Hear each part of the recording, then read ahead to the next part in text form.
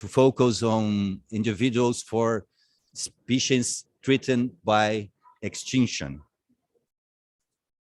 Those tokens, they are rated by us. We use time, quality, and the SDG 2030 as indicators to evaluate their performance. And then we can have a AAA or a C- carbon credit, biodiversity credit, habitat credit. Besides rating them, we set up a wallet for them. So in this wallet, you can have a series of credits, and the wallet itself will be represented by a single coin, which brings more stability. You know, the crypto market, how it is, it goes through ups and downs. So we are trying to establish a larger basis for that, so we can have more security for the investors. So you see different projects, different coins rated differently. All of them are grouped together, and the ESG coin will be the one on the top of those. And this, again, is to bring more stability to this coin when it gets to the market. I'll let you here. And then the idea is that into your fidelity or loyalty program, you can choose to invest on ecosystem services, paying for ecosystem services for a specific rated ones. We are about democratizing the access to environmental services, so citizens can decide, can choose. This will facilitate payment for ecosystem services and market circulation of environmental credit. It offers safety, transparency, and credibility. And this rating of the tokens, it defines, it helps us to identify which projects are doing what are the quality of the environmental services they are providing, and also the general characteristics of each project that are generating the credits. This is the basic message for today. We have a lot of speakers, so I won't be extending myself a lot. Thank you.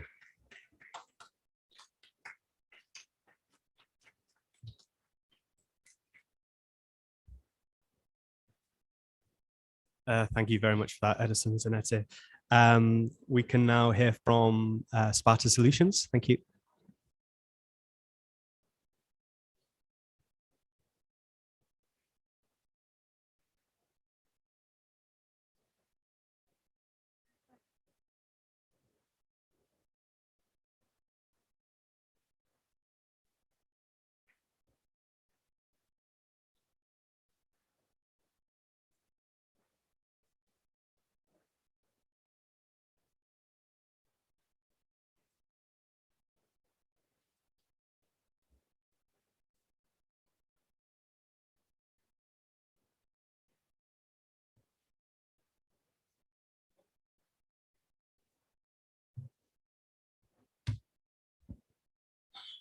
Hello, ladies and gentlemen.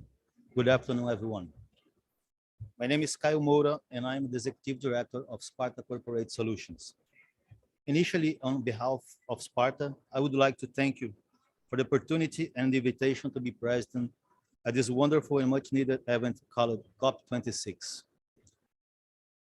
Here in front of me, I have proud to present my CEO, Mr. Albi Costa, our CFO, Mr. Albi Filho, and our responsible for marketing sector and our female representative here, Rebecca Campos. Now, I would like to pass the words to my CEO, Mr. Albi Costa. Thank you very much. Please.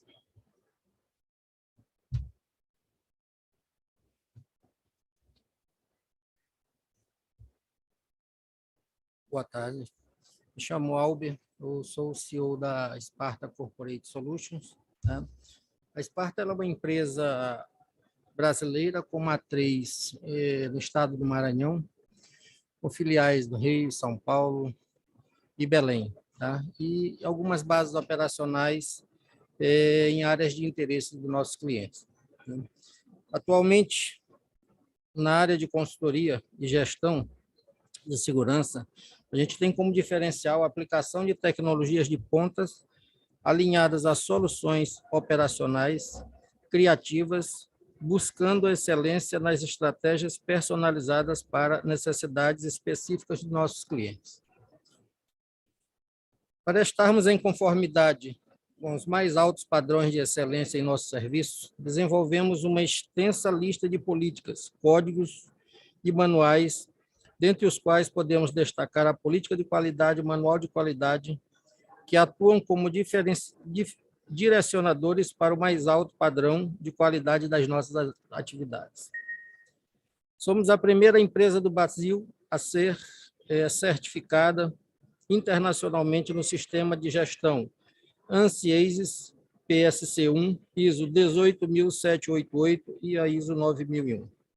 Para isso acontecer, desenvolvemos e implementamos, com melhoria contínua, um conjunto de políticas e procedimentos conformes com os princípios e valores da legislação humanitária e ambiental internacional.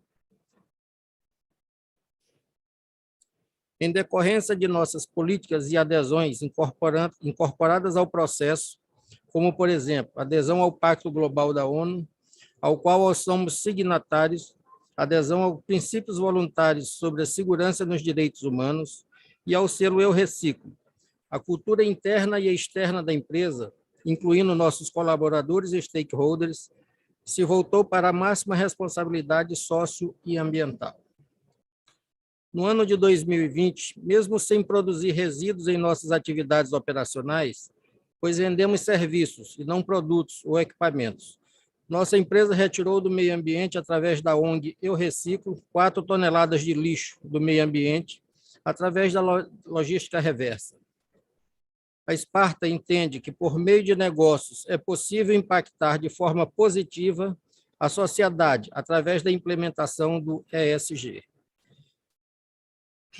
Em função da pandemia, tivemos um aumento de interesse da sociedade para esse tema, pois ficou claro que não desenvolveremos como nação se o crescimento econômico não for para todos. O que a pandemia trouxe com a dor foi o entendimento de que questões associadas à saúde, ao social e ao meio ambiente têm impacto econômico, sim, e devem ser levados em conta pelas empresas. Dentre os 17 objetivos sustentáveis do Pacto Global, a nossa empresa escolheu 3 para firmarmos compromissos, que são eles: o ODS 5, que é a igualdade de gêneros, o ODS 8, trabalho decente e crescimento econômico, e o ODS 13, ação climática. Eles foram inseridos no planejamento estratégico da empresa e serão parametrizados anualmente, se tornando indicadores e se fazendo parte integrante na próxima comunicação de progresso, que será enviada à ONU em dezembro de 2021. Nós somos a Amazônia. As populações tradicionais da Amazônia têm um papel fundamental na redução do desmatamento. São as que mais contribuem para conter as mudanças climáticas globais e, por outro lado, são as que mais sofrem com os impactos dos eventos climáticos. A Sparta atua nas comunidades indígenas, tais como quilombolas e ribeirinhos. Em uma de suas sedes está localizada na Amazônia, mais precisamente em Belém do Pará. Os quilombolas residem em áreas dedicadas a eles, chamadas de quilombos. Lá, são constituídos por homens e mulheres anteriormente escravizados, são escravos que fugiram no passado e se refugiaram na Amazônia. Eles preservam os costumes e a cultura de seus antepassados, com o conhecimento de ervas medicinais e extraindo seus recursos de subsistência da própria natureza. Para garantir a sua alimentação e geração de renda, os quilombolas dependem das florestas, onde caçam e coletam uma infinidade de produtos, como castanhas e açaí. Os ribeirinhos são povos que residem próximo aos rios, em suas margens, e têm pesca como a principal fonte de sobrevivência e de renda. A alimentação dos ribeirinhos, historicamente, é baseada no consumo de peixes e pode cair pela metade todos os anos no período de abril a julho, por causa da cheia anual dos rios. Situação essa que pode piorar ainda mais com o aquecimento global, e o que, consequentemente, derretimento de calotas polares e o aumento de nível de águas. Nas operações diárias que realizamos para nossos clientes, sejam elas na água, no ar ou na terra, os nossos operadores estão sempre atentos a fatos que possam prejudicar o meio ambiente, através de voos diários de viações aéreas não tripuladas e incursões em florestas junto às populações locais.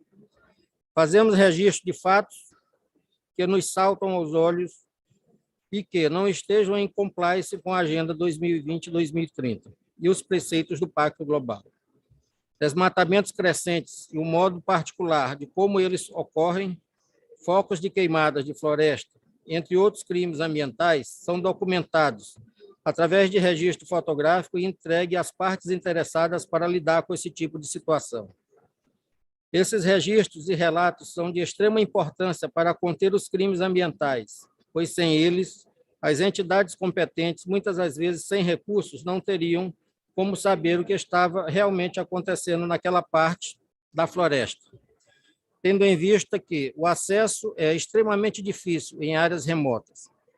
Através de fotos contidas na apresentação, vocês podem observar que os criminosos abrem pequenas entradas quase imperceptíveis às margens das vias principais e, após alguns metros, começam a desmatar. Desta forma, quem transita na rodovia não percebe o enorme desmatamento que ocorre no interior da floresta. Nós, da Sparta Corporate Solutions, temos a convicção de que esses relatos que fazemos constantemente ajudam a preservação da Amazônia e que, de certa forma, agimos constantemente como uma espécie de guardiães da floresta amazônica. Realizações da Sparta: uso consciente da água e da energia elétrica, descarte de resíduos de forma correta, uso consciente de recursos naturais, programas de reciclagem, desenvolvimento de programas de inclusão social na comunidade e igualdade de gênero. Não é prática de trabalho escravo, não há prática de trabalho escravo, projetos internos referentes à preservação do meio ambiente, política de direitos humanos, representatividade feminina. Estamos vivenciando mudanças climáticas em todo o planeta, mas todos percebem ou compreendem a extensão dos danos que estão sendo causados ao meio ambiente. Se os assuntos tratados neste evento em que estamos, a COP26, não forem considerados como de extrema importância pelo resto do mundo, uma das áreas a ser atingidas e que irá enfrentar sérios problemas de subsistência até o final da Agenda 2020-2030 será a população amazônica, através do ambiente comprometido. Muito obrigado.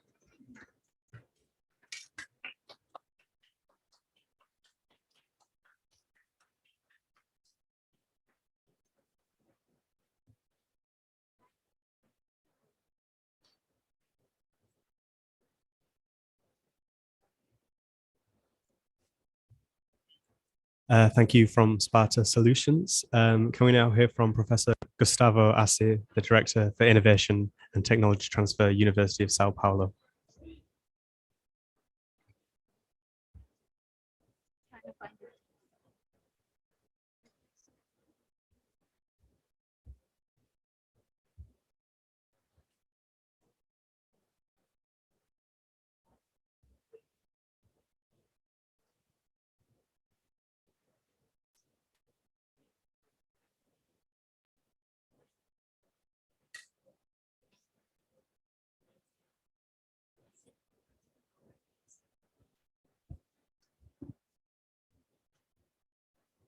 Hello, everyone. Good afternoon. I'm Professor Gustavo Assi from the University of São Paulo in Brazil. I'm from the Research Center for Greenhouse Gas Innovation, which is a quite brand new research center we have in the University of São Paulo, sponsored by FAPESP, which is the São Paulo State Research Foundation, and also sponsored by Shell Brazil, the energy company operating largely in Brazil. Today I speak here from the perspective of academia, of course, perspective of an engineer. I'm an ocean engineer and naval architect. And I bring on the perspective of technological development related to climate change and energy transition, but highlighting the role and the potential of the offshore technology or the ocean solutions we have in the country. And my main goal is to show how the ocean or the offshore technology is related and necessary to unkey the resources from the inland solutions we already have. So I just have one slide, and I'll do like I do in a lecture in my classes, talking to students. So keep an eye on the slides and walk through the presentation. Now, if you don't know, Brazil is a large country and it has many, many different industrial sectors.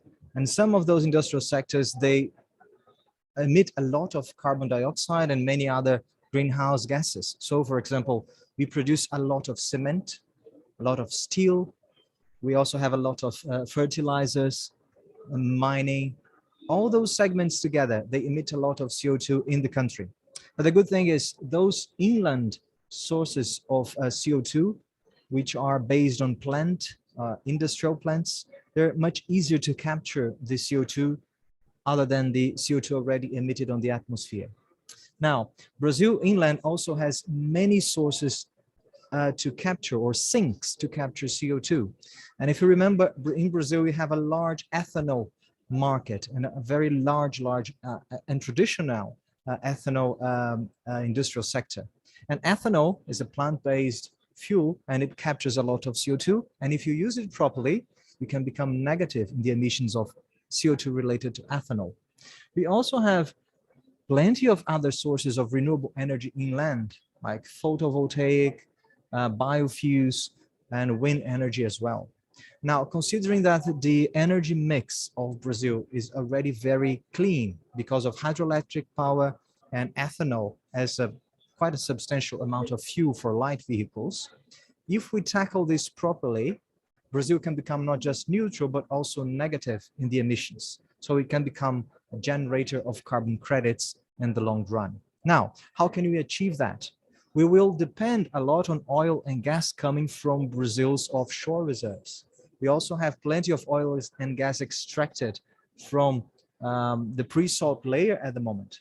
We all know, Brazilians especially, how we took time to get and technology to get those reservoirs, and they are benefiting and developing our country right now. We can get rid of oil and gas day to the night like this. Just we wake up one day and we decide to be green, but we need to take the advantage we have now with cleaner gas to fuel the transition to a cleaner energy, especially capturing CO2 inland and offshore. Now, if we combine inland solutions with offshore technology, and then I would like to highlight oil and gas, and efficient exploration of oil and gas, not just simply burning methane, but separating methane, capturing the CO2 or the carbon, but also using wisely the hydrogen. And then, of course, converting slowly to a hydrogen matrix based perhaps in compressed hydrogen or ammonia in the future. We don't know that yet, right? If we also think about the ocean as a very large source of energy, thinking about wind, offshore energy, and also wave energy and tidal power, fueling these offshore systems. And finally, if you think about the ocean or the offshore rock bed, where you remove the gas, but also about the salt domes. We have so much in the pre-salt layer, big salt rocks. We can store huge amounts of CO2 in this salt reservoirs offshore.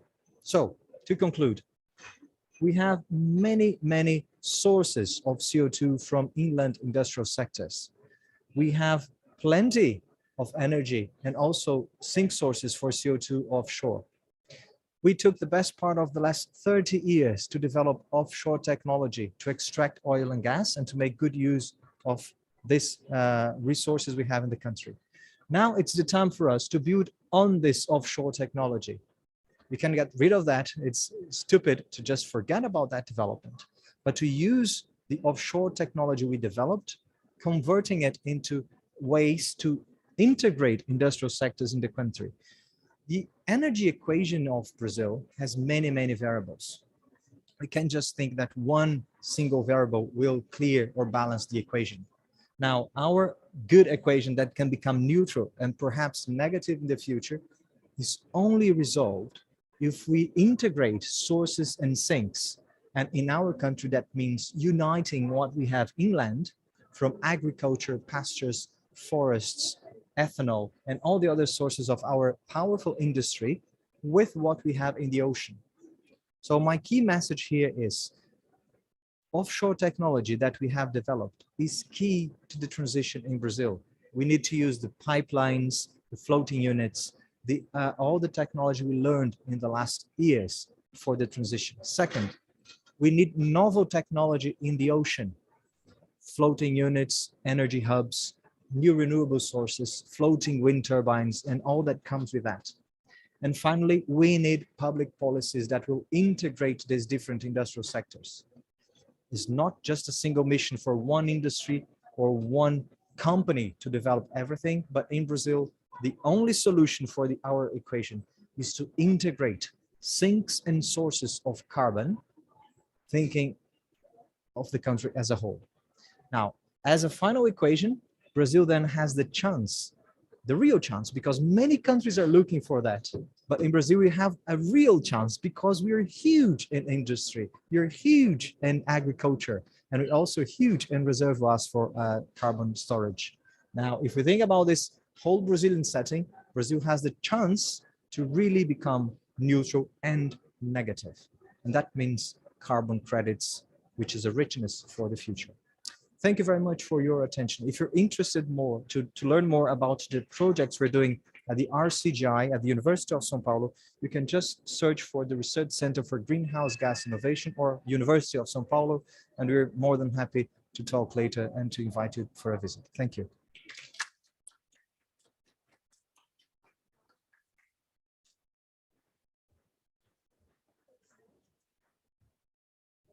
Thank you very much for that, Gustavo. I think we can all tell that you are a professor. Next up is Maria Pereira Rolim from Rolim Lawyers. Thanks.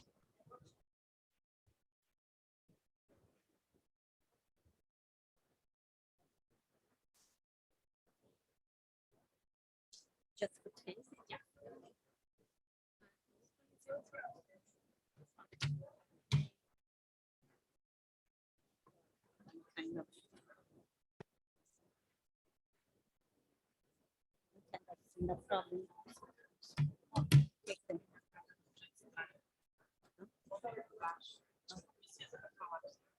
Do I need this to talk? No? No. Okay.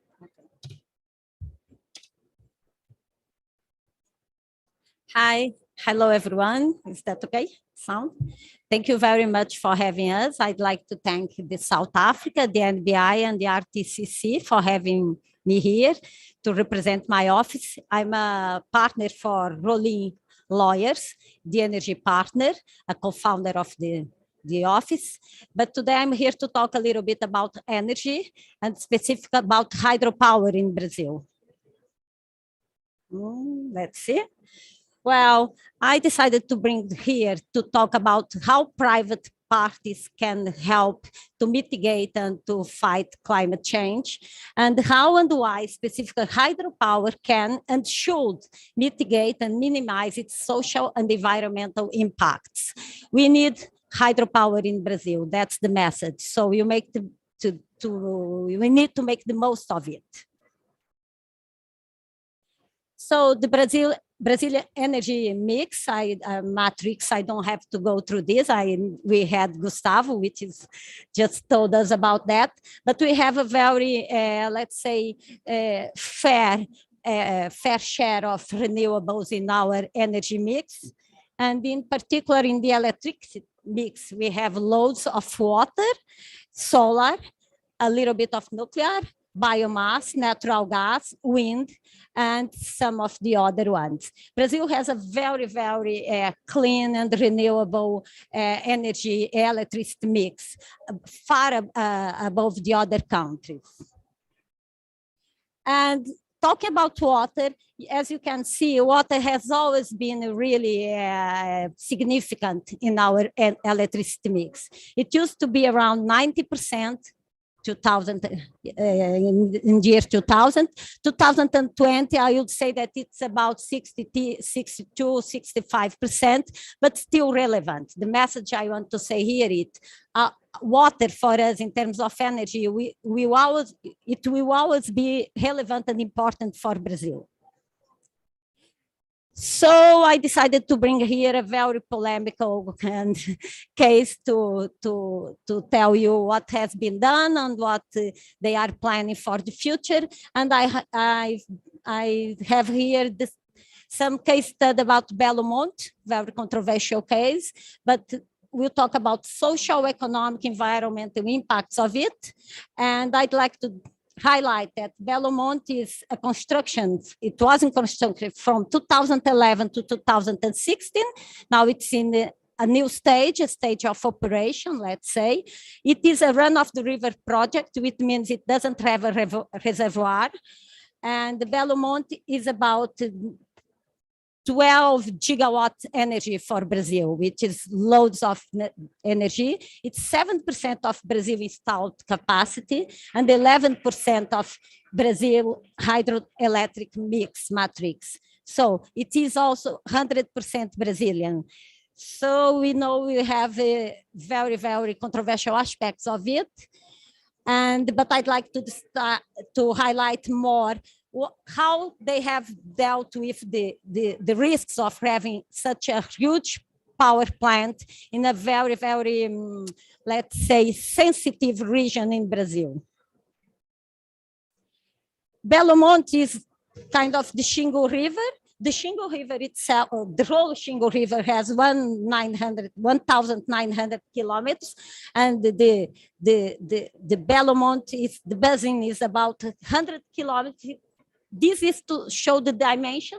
It's not that large, but they have a very large impact in the other areas. So it's not all about just the project itself, but the whole impact in the region that they have to take a look at. And that's what they are trying to show to the world, that they can do better and they can improve lives living there. And that's why I think they've done a lot, but they still need to do more. We are expecting them to do more, of course. And some of the I'll bring something for you. They have the legend, so I hope it's just 5 minutes video. We explain much more than I do, I dos guess. municípios próximos à usina Belo Monte, hoje sem o empreendimento.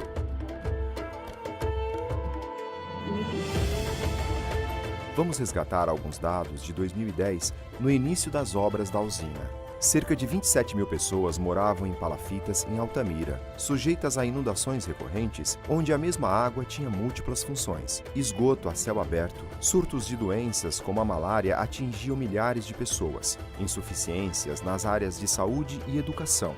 Em torno de 25% das famílias estavam abaixo da linha de pobreza, segundo dados do IBGE 2010. Baixa perspectiva de futuro à população mais jovem.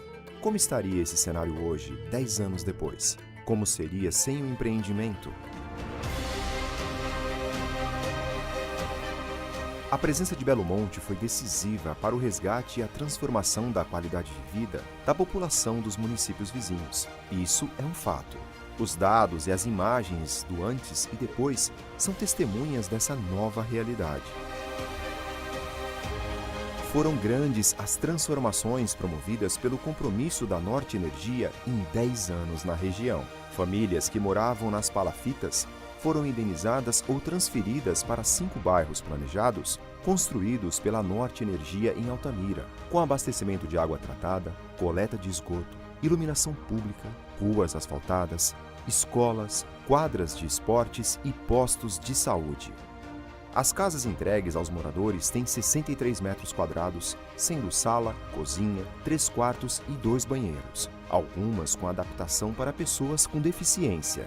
Os moradores participam de ações de fortalecimento comunitário, geração de renda e educação ambiental, além de projetos de responsabilidade social com cursos profissionalizantes. Altamira foi beneficiada com a implantação de um sistema de coleta e tratamento de esgoto até então inexistente, a ampliação do sistema de abastecimento de água, que atendia menos de 10% da população, e a construção de mais de 500 quilômetros de redes. Hoje, o saneamento implantado pela Norte Energia tem capacidade para atender mais de 90% dos habitantes de Altamira. Poucas cidades no Brasil têm um atendimento desta ordem e, menos ainda, avançaram tanto em tão pouco tempo. Infraestrutura de saúde e educação.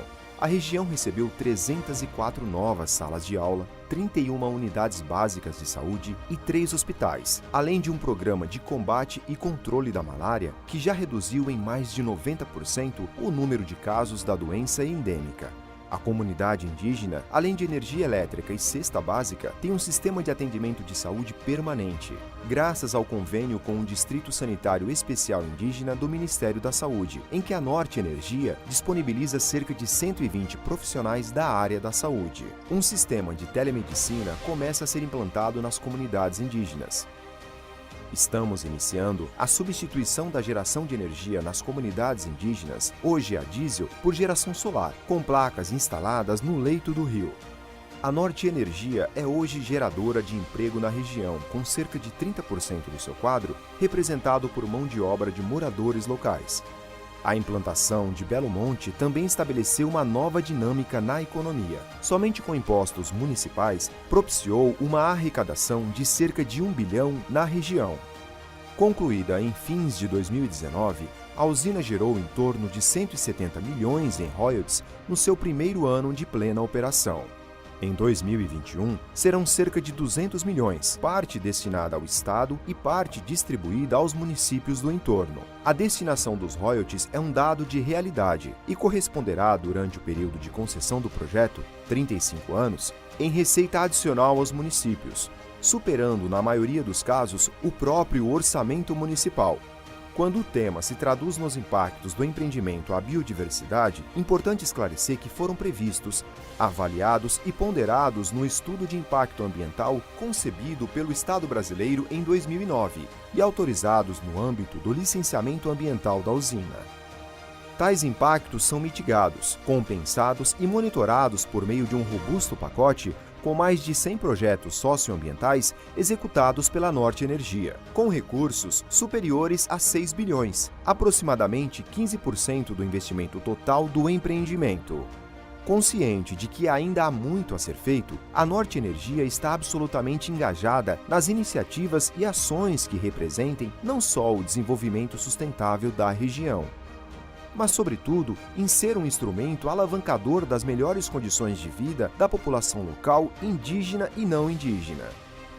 A presença de Belo Monte, o atendimento de seus compromissos e iniciativas promoveram uma nova configuração à região, notadamente benefícios à saúde, ao meio ambiente, à requalificação urbana e ao desenvolvimento social e econômico de seus moradores. A Norte Energia ressalta que, como empresa comprometida com o desenvolvimento sustentável, vem atuando pautada na transparência e responsabilidade com as pessoas, ao meio ambiente e à região onde está instalada Belo Monte.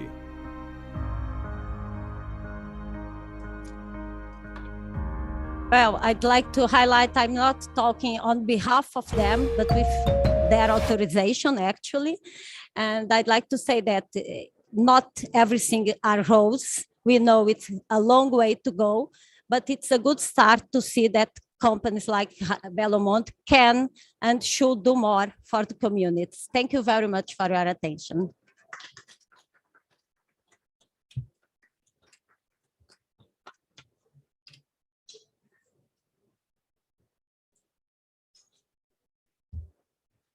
Thank you very much for that, Maria. I wasn't aware of the Belo Monte plant, so it's good to be aware of that. I believe that next up is Flavia Villaguarda.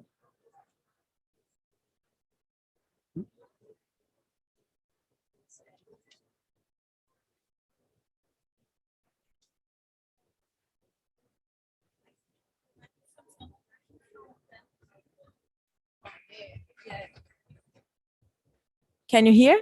Yeah. Okay.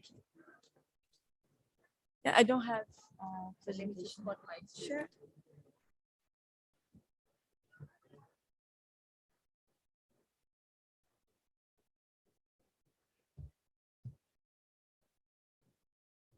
Yeah. Hi, hello. Good afternoon for everyone. I'm Flavia. I didn't bring a presentation because it's just a short talk, but I think like few minutes I will be able to pass my message. I'm Flavia Bellaguarda, I'm Brazilian, and I'm a founder of La Clima. La Clima is a Latin American climate lawyer for mobilizing action. It's a NGO founded for me and Caroline Prolo because we were aiming to fill up a gap in Brazil that there is a really it's not that common in Brazil for us to talk about law and climate change, even at universities spread around Brazil, like even like the environmental subject, it's not mandatory in a lot of universities. So can you imagine talking about climate change? But it's something that we have to fill up the gap. It's something that we have to have as much as lawyers as we can, and law students and those who studied law and are advocating somehow for the environment and climate change. So that's why we founded La Clima. And La Clima now we are around 522 people, from law students to those already high profile workers on the subject, and we have been doing through technical working groups a lot of things in Brazil. For example, we just did it with CEBETS, that is an organization that it's just bring a lot of private companies together, like a manual to CEOs, so they could understand what means climate change, what means COP26, and what they can do about it. And also, we already just translated a book about climate justice to Portuguese, so we can spread the word around. And we also have another guide, a manual guide about climate change and COP26 for civil society. So we have been helping up civil society, governments, private companies with technical team in order to help our country to get to a net zero journey as soon as possible. And the message I want to bring here on behalf of La Clima is the importance of climate justice in the private sector. It's really like makes my heart happy when I just heard so many companies and actions in Brazil that it's looking forward to help our country to go in the zero carbon path. We know it's not easy. We know we have many challenges ahead, but still, when we have the private company just understand the importance of the roles on that movement, it's crucial. And it's important not to forget the importance about climate justice on that, because when a private sector, they understand they are the main roles of developing our country in the zero path, and also they are able to bring climate justice in the core of the development of the project, of the development of the company, it's really important. So just to name not but a few, but like three main topics why it's important for the private sector to embrace climate justice on the core. One of them is that we encourage like more holistic joint approach, minimizing the risks to people, and also the companies can have a lawyer litigation process and also a better reputation. And we know the world is changing. We know how the climate litigation is increasing all over the world and also in Brazil. So if our companies, those like already the B system companies, or those who are getting there and those who are already changing, it's important to understand that there is no other way. So, or you bring climate justice aspects into your main role, or maybe you are going to have some climate litigation process ahead. And that comes from civil society and other kinds of organizations. So it's really important just to be aware of that. Another thing why it's important to bring climate justice into the main core of the private sector, that provides framework for consultation and dialogue with key stakeholders, helping to build trust and reinforce companies' social license to operate. So it's, again, you become a line of the new path that Brazil and the world must go on. And at least it will spur a commercial innovation and investment that drives social impact and climate change. And also when we have that commercial innovation and investment and bringing climate justice into the core, we are talking about those who are being benefited from the job that the company is making.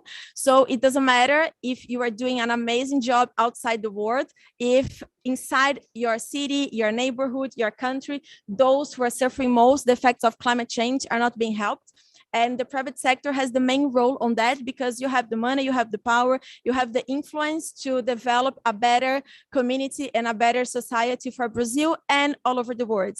What we want is to create bridges. What we want is to create dialogue. We are going to be able, as humanity, to develop the climate agenda if we are together, if you are looking exactly at the same goal, at the same way. So all private sectors, like all companies, are welcome to join. Even like Klima, we are more than open to help you all to see that how we can guide you guys from that world, and also to create those bridges with civil society, with other companies, with academy, and all other sectors of society that we all together are going to be able to move forward. Just private sector by itself is not able to do anything. And just the public sector by itself is still, and just civil society alone, again, we are not able to move forward the way we need and the way we want. So it's really impressed, and I'm really happy to be here just to listen to all these initiatives. And I'm just here to send the message on behalf of La Clima and how happy we are. And we are open to dialogue. We are open to help you to understand why climate justice must be in the core of your activities, your words, and mainly from your actions. Thank you so much.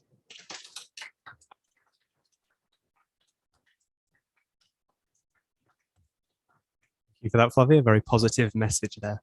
Finally, we've got Professor Cassia Pimentel. Thank you.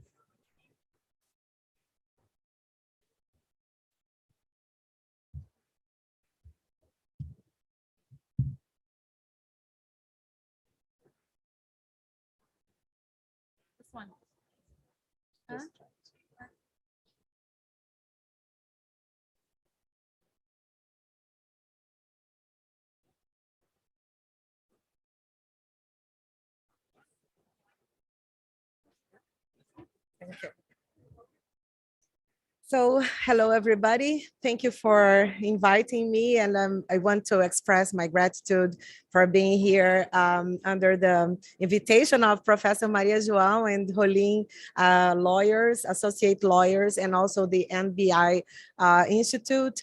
I want to present, it's a brief presentation, and I can see that all presentations here are so linked together, the same subject, and it's wonderful because I didn't know about Sparta, for instance, and it was very nice to hear from their initiative as well. And so in this brief presentation, I want to link the necessity of decarbonizing businesses and the possibility to profit in this new climate change economy. It means how to make good environmental and social decisions, minimizing risks and increasing value to your company. So the question is how to increase a company's growth while implementing a new climate change culture. There are several legal tools, methods, and instruments available in the ESG, environmental social governance strategy. So we must all be pragmatic. We have no time to lose. So, and most companies, especially small and medium companies, did not realize what is going on and how to to adapt. They need to adapt to the new reality, go energy efficient, recycle, adopt reverse logistic methods, circular economy, and get all these models of productions and consumptions, revise their suppliers, observe and analyze how their own suppliers deal with the environmental responsibility. Also, companies must preserve and increase value through their good social and environmental behavior. Companies need to be accountable for the way they deal with the environment and the social justice, and also how companies relate to their own employees. The values of the company have become increasingly important to employees. So to retain talents, companies must be accountable. In that way, the S of the ESG is every day more important. So what ESG means to small and medium-sized business? There is a dramatic times that we are dealing with. So it asks for pragmatic solutions. The tools, they have to grasp all the tools that are available. The S cannot be neglected. And subnational governments should also adopt inclusive and participative multi-level governance actions. I would like to be able to talk about all of these tools with you, but we don't have time. So let's just focus a little bit in the principles. There's some of the principles that we have in the ESG are the ethics. So companies must be start compliance processes, including social environmental compliance, in order to attend to the ESG criteria and intelligence, not only to be able for better investment opportunities, non-financial incentives, but also to align with clients and improve the marketing of the company while getting rid of any greenwashing initiative. Also to be dealing with safety and quality, serious commitment with the environment, continuous technological innovation, and sustainability.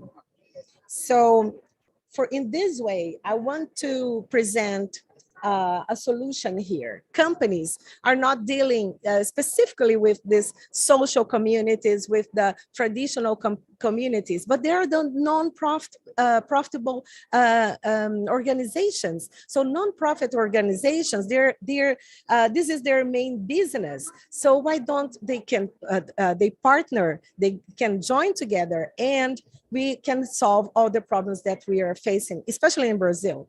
So the companies, they need to be focusing on ESG, and they can partner with nonprofits to solve the social environmental problems that we have. And in this way, I want to present you a study of case that we have here. It's Instituto Bem Pescado. Bem Pescado Institute, it's an institute that started in São Paulo, a nonprofit organization.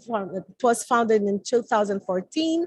The Bem Pescado Institute is this organization that is spread all over the Amazon region at the north, and they are dealing with the most precarious municipalities in Brazil, and they're helping these communities. Bem Pescado Institute projects are in 6 Brazilian states, promoting multiple support for children, women, and their families in partnership with other civil society organizations, and of course, also with the objectives of development that we have.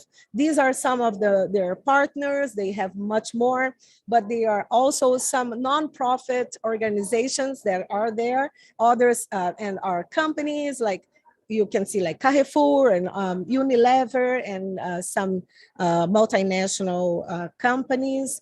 And also you can see here the Banco do Brasil Foundation, also Caixa Econômica, and other ones. And they are all over Brazil right now. So it's 6 states, but big states.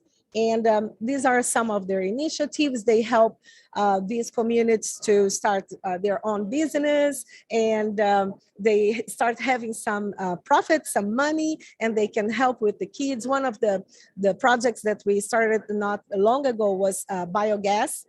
So communities that never had any source of energy other than wood, so the kids don't have to go to the forest anymore to get wood for fire. They have the biogas, and they have, like, for 7 hours a day, they have energy sufficient to even have jelly and products, so they can sell in the fair.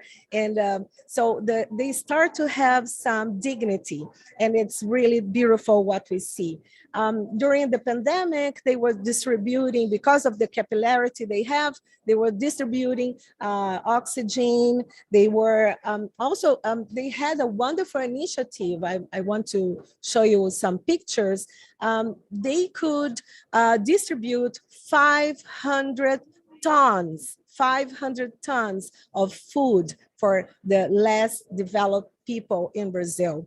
And of course, if they have more partnership, they will be able to achieve more in this field, especially kids and women. There are studies that say that women suffer more when there is like a struggle because they have to stay with the kids and to deal with them, and they cannot go out to work. And I also want to show you that some of the projects are to install internet and Wi-Fi so that they can have this access. And so there's some summary of their work. And I want to just show you very briefly how far these communities are, how difficult it is to reach them. They're in the middle of the jungle, and you just access there by boat or by plane, you can see. And some communities are really small, like 500 people, other ones like 10,000 people, that we're talking about people that some of them never had a bathroom, that they don't have anything like this. So, but now they are starting to provide bio toilet and the biogas and the internet, so they can also reach something. A little bit of other pictures. This is like a school. They didn't have, they used to go under the trees to study, and now they have small schools, and that's what they're doing. You can see they are reaching now the internet on the top of the roof. And here again, another one. And you can see how hard it is to reach them. So if you want to get to know a bit more, you can contact me. You can get a card, and I can show you more. And there is much more to show in this case. Thank you so much.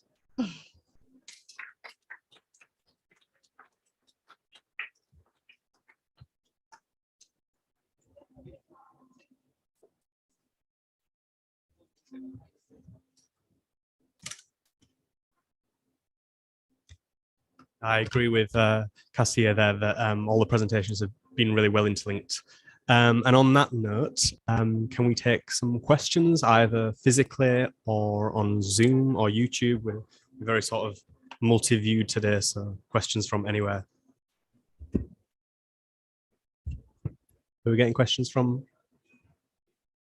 No? Okay, whilst we do wait for any prospective questions, I did take a note of a few.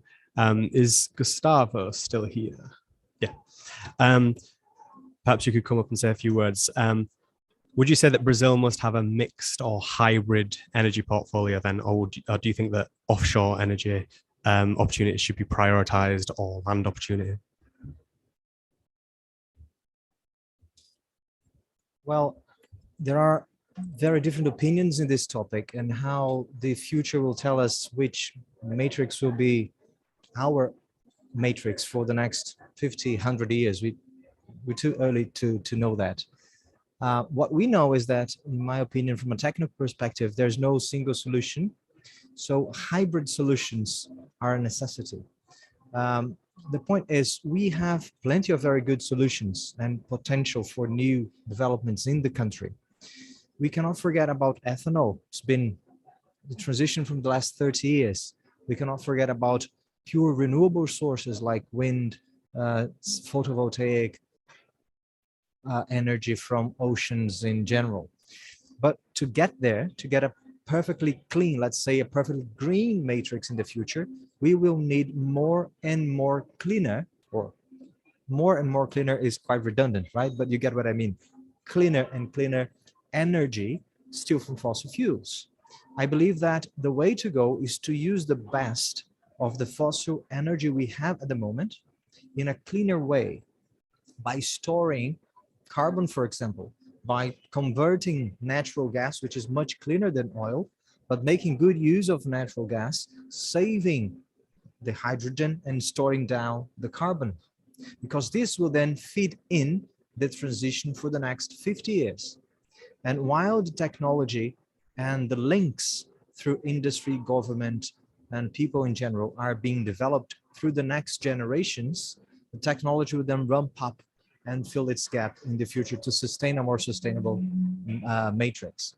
So hybrid is the way to go. We can't just switch off the lights and expect that tomorrow everything will be green. Even for social and economical development, that is crazy. Doesn't make sense. We still need to develop people need jobs.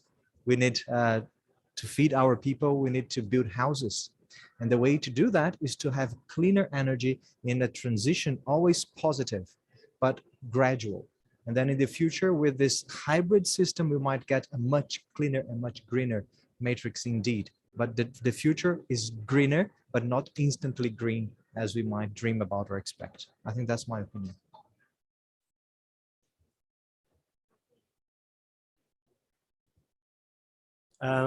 One for Flavia. I think everyone at COP talks about the importance of climate justice. How would you define climate justice in Brazil?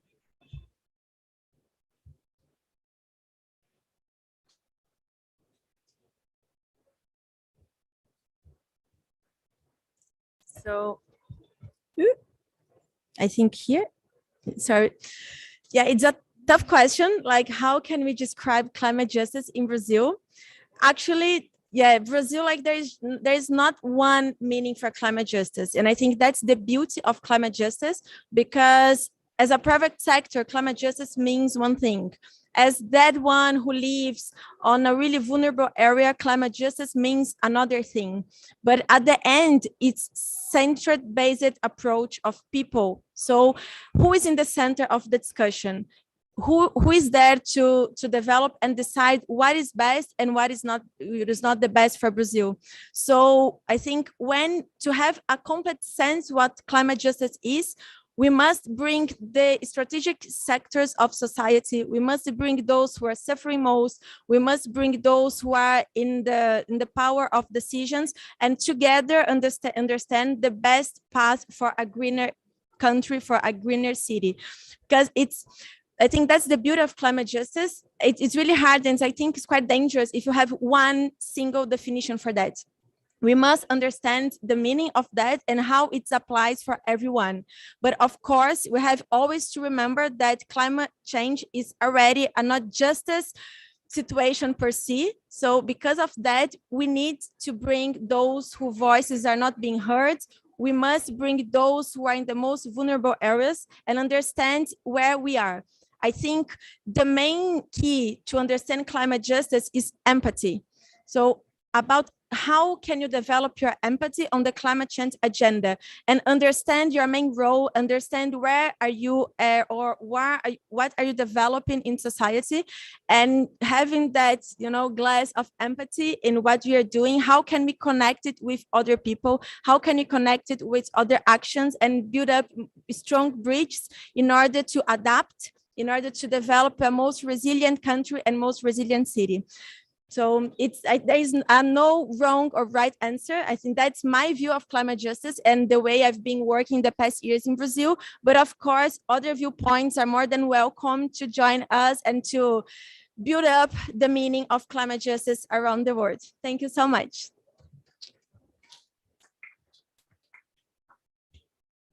A final question from me for Edison. Really interesting stuff that you're doing with cryptocurrency and non-fungible tokens.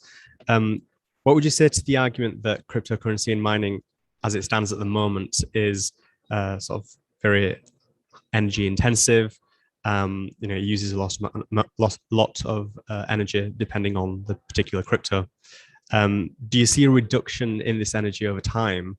And how do you think it's going to affect your particular line of work?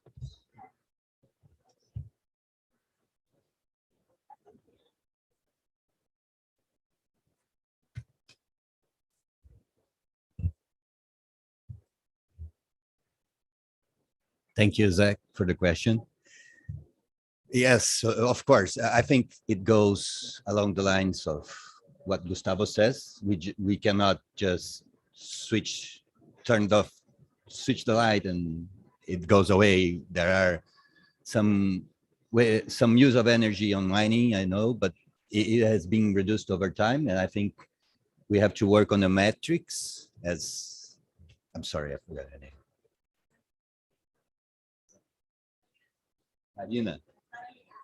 Maria said, we have to work on this energy matrix so it gets more cleaner. From the point of view of the environmental services and the ecosystem services, I think the crypto coin is an instrument, a vehicle, so people can join the initiative. They can choose, as we said in the presentation, you can choose to be cleaner. You can choose to have your environmental wallet. The basic principle here is that you have your passport. It identifies you as a member of society. You have your bank account, so you have your identity, your economic identity, but you don't have your personal identity with the environment or the ecosystem services. This is what we are focusing in. So companies can offer you the opportunity, and you can offer the opportunity to yourself to join this fight. As I'm awful with names, as Flavia said. So we need everybody to join the fight, and we are trying to bring this opportunity forward. Thank you.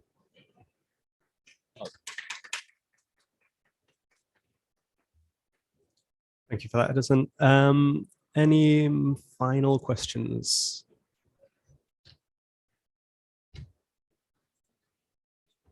Yeah, come ahead, yeah.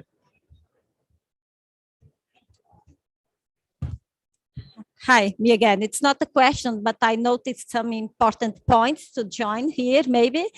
Because, well, we talked about the mix of energy. I cannot avoid to say something about energy when I hear about that.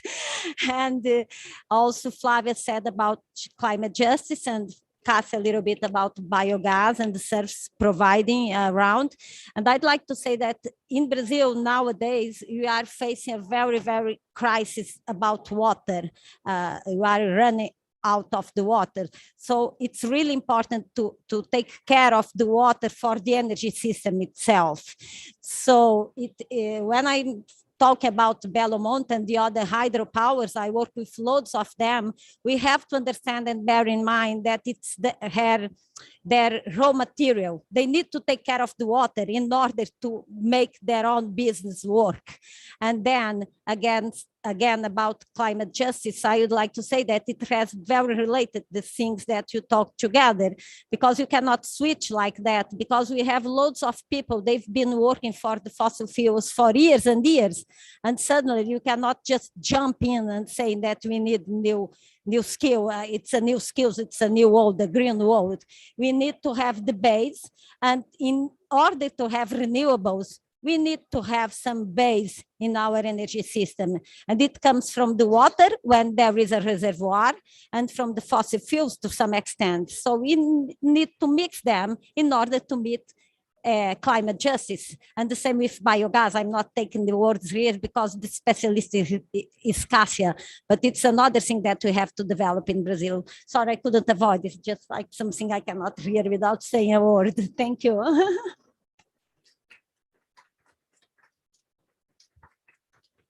Thank you for those final words. Anyone else want to jump in? Nope. Okay, well, I don't believe there's any more questions on the various platforms. So thank you very much, everyone from here and around the world. And thank you to the South Africa Pavilion and National Business Initiative. Cheers.